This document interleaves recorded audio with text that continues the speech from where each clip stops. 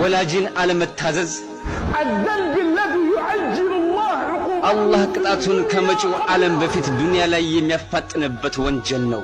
فوالله በአላህ ይሁንብኝ سترى الحصاد في الدنيا ውጤቱን በዱንያ ላይ ታያለህ قبل الآخرة ከመጪው ዓለም በፊት وانظر ተመልከት لسعادتك مربوطة ደስታህ بسعادتك ከእናትህ ደስታ ጋር እንደተሳሰረ وانظر لتعاستك مربوطة ተመልከት መከራህም እናትህን ከማሳዘንህ ጋር እንደተሳሰረ وبحزن أمك في البيت በቤት ውስጥ ባለችው እናትህ ሐዘን ምክንያት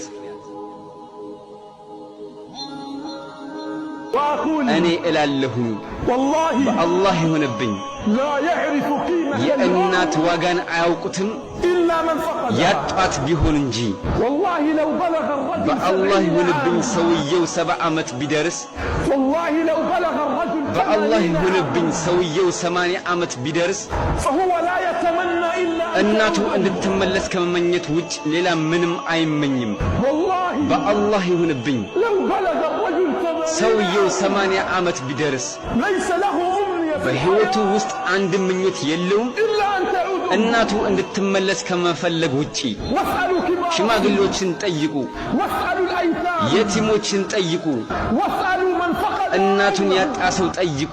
الرجل ሰውየው يظل شابا ወጣትና قويا ጠንካራ ሆኖ ይኖራል። لكن إذا ماتت ነገር ግን እናቱ ከሞተች كبر በድንገት ያረጃል።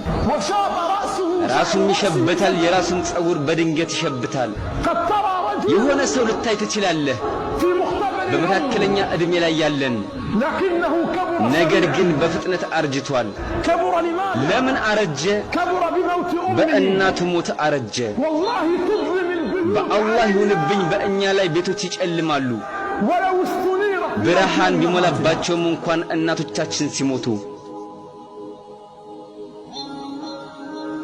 وتقل البركة في በቤቶቻችን ውስጥ በረከትም ይቀንሳል።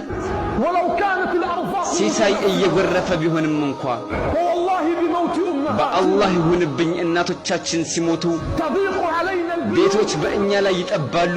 ولو اتسعت علينا ለኛ ሰፋፊ ቢሆንም እንኳ ماتت ሞተች። التي كنا نكرمك እሷም من ብለን أجلها. ስናከብርህ የነበረችው عندما تموت الأم ينادي እናት منادي ስትሞት ከሰማይ ተጣሪ ይጣራል።